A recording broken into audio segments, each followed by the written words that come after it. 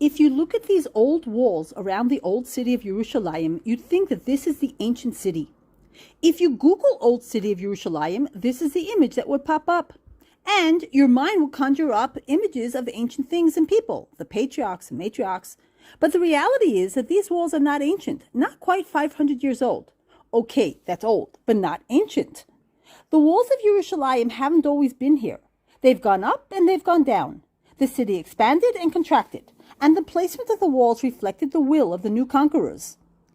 The walls were sometimes relocated or sometimes built on previous walls.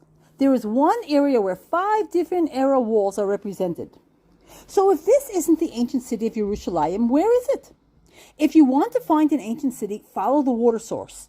That's what Charles Warren, a British archaeologist, did in 1867, and his search led him down to the hill to the Gihon Springs, what we call today Ir David, the city of David.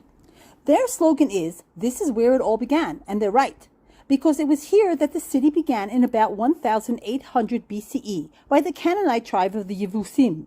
They built the first protective wall around the city. We can see the remains of their guard tower protecting their precious water supply.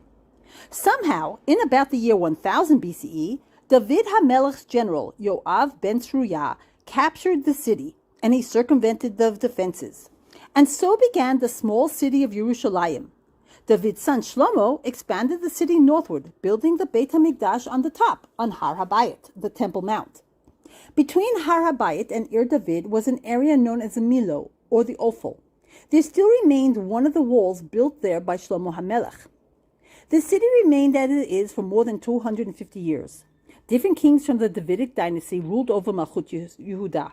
But after 722 BCE, when the 10 tribes of Malchut Yisrael were exiled and numerous refugees descended on Yerushalayim, the city greatly expanded.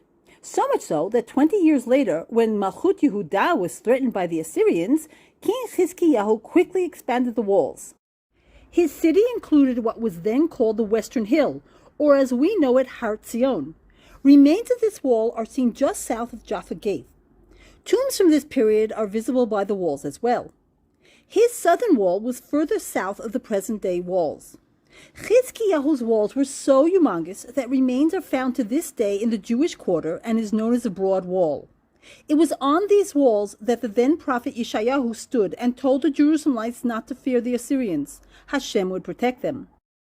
True to his word, time passed more or less okay for another 100 years or so. This time it was Nebuchadnezzar, head of Babylonia, who threatened the Judean kingdom. He placed a siege around the walls, resulting in starvation and deprivation, until finally the walls were breached on the 17th day of Tammuz in 586 BCE. 3 weeks later, on the 9th of Av, the Beit HaMikdash was destroyed. Eventually the whole city was decimated, including its walls. All its glory was reduced to ashes, and its people exiled. Remains of this battle are visible in many places in the old city, such as the burnt house and the burnt room in Ir David, with arrowheads and an ashen layer from that time period. And so it remained for 50 years until a small number of exiles returned and rebuilt the Beit HaMikdash. The city, though, would remain wall-less for about another 100 years, until 445 BCE, when Nehemiah was given permission to rebuild the walls. The city was so small that it took only 52 days to complete. This was the first part of the Second Temple period, and with time the city grew once more.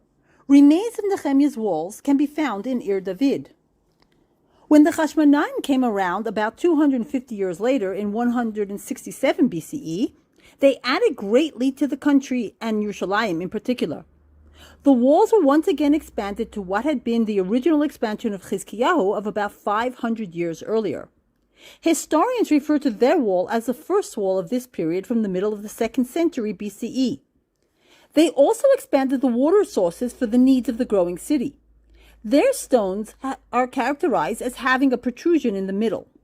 The Hasmonean era was characterized by a great schism with those wishing the Hellenistic culture. It also reflected the infighting amongst the house of the Hasmonean themselves. All this fighting finally led to the invasion of a new world power, the Romans. They eventually installed their client king, Herod, in 37 BCE. With Herod, known as the master builder, great changes began. His most important accomplishment was the expansion on Har HaBayit, in which he doubled its size. The Kotel, or the wall surrounding the courtyard, is still what we see today. His masonry works include ashlar stones with a flat center surrounded by margins, creating a frame effect. Herod wished his capital city would outshine all others, and so he built such splendor for both the city and also himself. In the area of today's Migdal David, or the Tower of David, Herod built himself a magnificent palace. Remains to the entrance can still be seen on the western side. He also built 3 towers for protection. Migdal David is built on the remains of one of them. Herod also expanded the city walls northward. This was known as the Second Wall. Herod's grandson, Agrippus I, attempted to build a third wall for defense in 41 to 44 CE, but the Romans forbade him. Later, the Zealots hastily completed it between 67 and 69 CE, after the Great Revolt had begun. The Romans fought the rebels in the north from 67 to 70 and slowly made their way down to Yerushalayim. They besieged the city for 5 months, until finally, on the 9th of Av, Titus, the Roman general, had the Beit HaMikdash destroyed. The Jews had fought amazingly against the mighty Roman army, inflicting numerous losses on their side.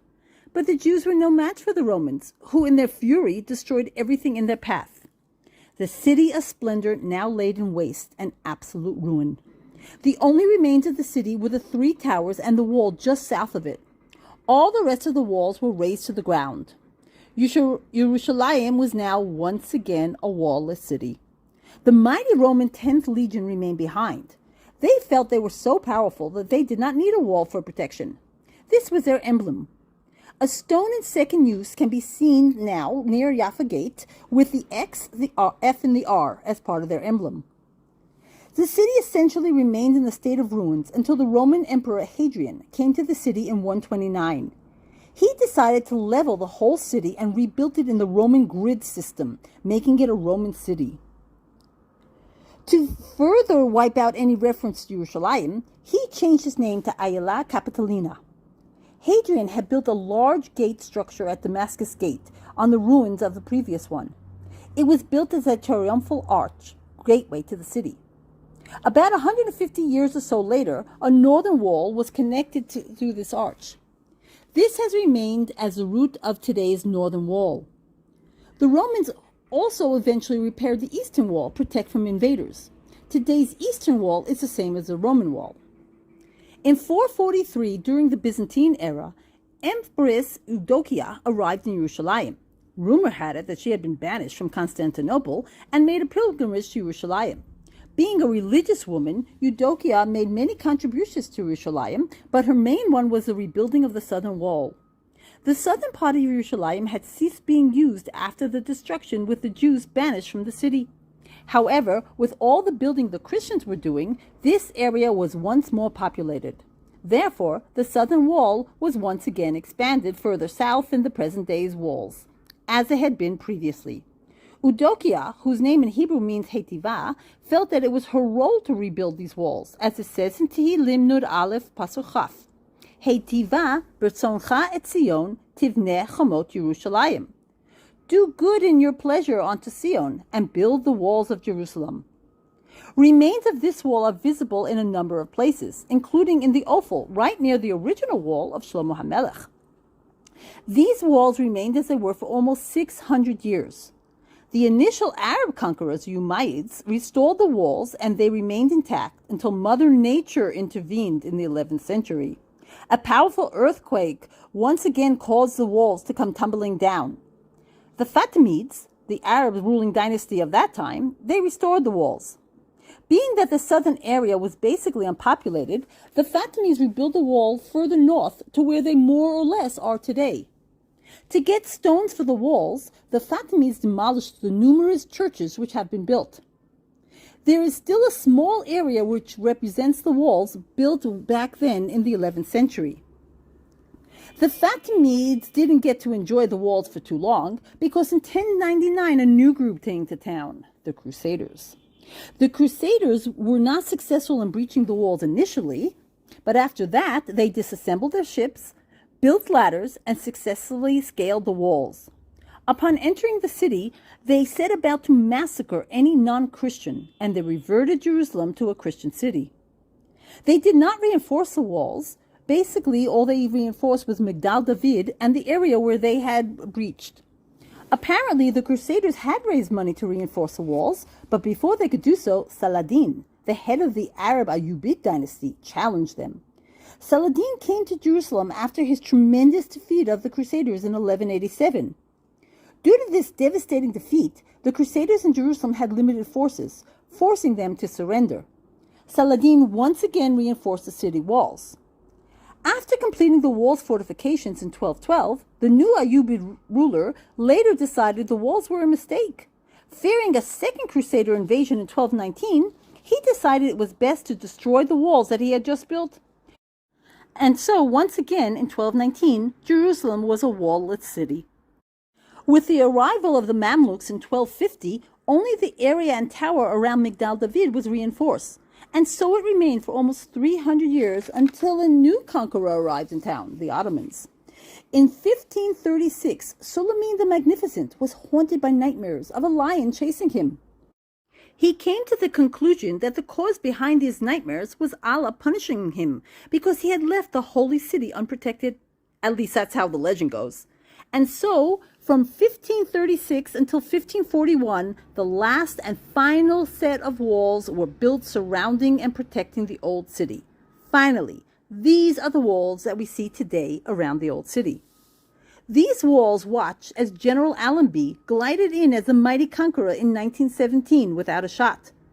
They watched the Jews being banished in 1948.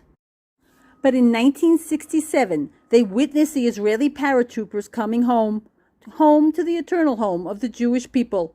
And finally, these walls welcome all those who come to visit.